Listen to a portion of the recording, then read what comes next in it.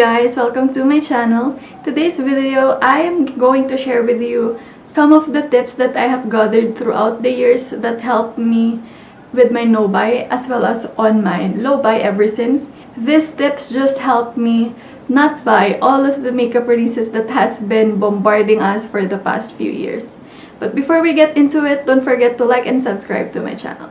I have been wearing makeup since 2015, so it's been 5 years already, and throughout that year I started as like a minimalist makeup, just purely utilitarian, just the ones that I needed, and then later on I went into YouTube and I was sucked into this consumerist behavior of YouTube where you have to buy, where you feel the need to buy all of the releases because they're so beautiful, everyone hypes it, everyone raves about them. So I was sucked into just this buy phase. And then in 2018, before my purchasing habit became very problematic, I started a no-buy.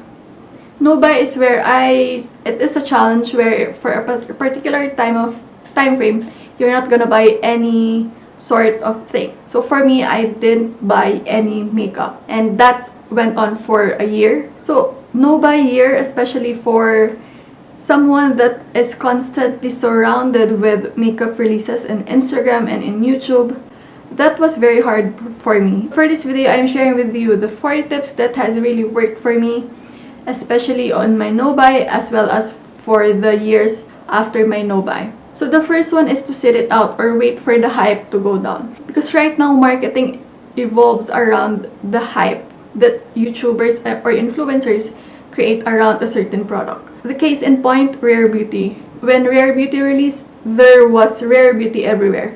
I couldn't go a day in YouTube without being bombarded with a Rare Beauty review.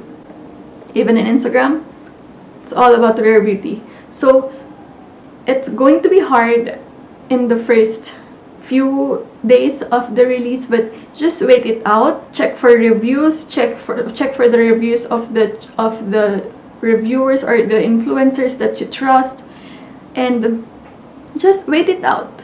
And if you still like it after a week, after 2 weeks, then perhaps you should buy it, or perhaps it would be better if you can wait for a sale, because perhaps by the time that sale comes, there will be another release that came that you like better. There are so many releases nowadays that even though a product is good, there will be another one that will either be newer, that will be more hyped about, that will even be better. So it's really hard for me now to buy a product on the release because you never know. Especially now that the holiday season's coming in, there might be something better that will come, and then I'll regret the purchase that I did. So this really helped me quite a bit. And then the second one is to think of your financial goals. Every year, every start of the year, I set financial goals for myself. I set a certain amount for my savings or for my investments and etc. And every time I try to purchase something to treat myself, I would think about, what am I saying no to? So yes, I am saying yes to this product. Yes, I will treat myself, I will buy this. But what am I saying no to? I am saying no to like adding a little bit more to my savings, and I am delaying reaching my financial goals for this year. So every time I think about where that money could be invested in or could be placed rather than just treating myself, it kind of gives me a pause, thinking of how many hours I have to work to get this product. Because for me, more than the money, I value my time. I work in corporate, so I work in 8 hours a day plus break, so 9 hours a day. So time for me is very precious because I have a lot of hobbies. I am also doing I'm doing YouTube. So time for me is really important, and I value my time more than the money.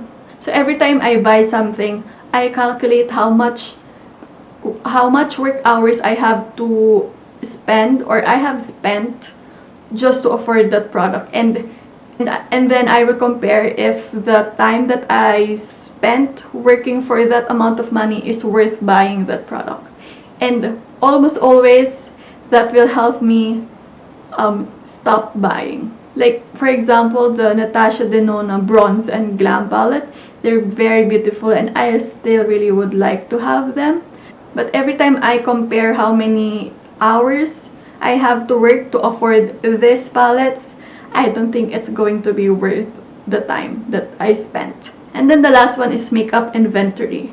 And there are a lot of ways to do in makeup inventory. You can just list all of the makeup that you have. But for me, I listed all the makeup that I have, including their retail prices. And then I also added another column for my empties, which is for me money spent well, or I got my money's worth. And then I also added in that list down all of the decluttered amount. Because for me, empties and declutter is different. Because for empties, I was able to get through that product. I was able to get my money's worth out of it. But for declutters, for me, that's just money spent, money wasted. Because I wasn't able to use the product. So seeing all of my makeup items, plus the amount of money that I spent buying this, it really opened my eyes. Like for example, in 2018, that was the peak of my buy phase. The amount that I calculated just for my lipsticks alone, it could have afforded me, I could have spent that money on a backpacking trip across Thailand. And that includes accommodation, airfare, and food, and everything else. Just on my lipstick alone. So can you just imagine how much money I've spent for my whole collection? So, and I love traveling, and sometimes I would have these excuses that, oh, I don't have time, which correlates with my with the previous point that I mentioned, and also I don't have money, which I actually did have money, but I just spent it on things, on makeup rather than on experiences, which is still much more valuable for me, because I will always have this travel experiences on my mind, but I will always forget the makeup that I've had. So yeah, doing an inventory, I really recommend you to also add in the amount of money that you spent, because seeing the total will really help you open your eyes with the amount of money that you are spending on makeup. Because yes, this one costs $5, this one costs $10, I can save up for that, but if you add all of this, it adds up. Yeah, those are all of the 4 tips that really helped me with my mindful consumerism. It really helped me not buy all the things that I like, because it's okay to like things and not have them, okay? And just remember guys, that all of the things that you have, all of this clutter, all of this makeup item, all of it that you see, they were all previously money. And this money were previously your time. Money that you could have spent with your family, with doing a lot more experiences, travel, and anything that you'd like that will add value to your life. So that's gonna end this video. I hope you had fun. I hope this was helpful. And if you're doing a no-buy, or if you're curbing your makeup shopping, then good luck with your journey. It's going to be hard, but hang in there. So yeah, thank you guys so much for watching. I will see you on my next one. Bye guys.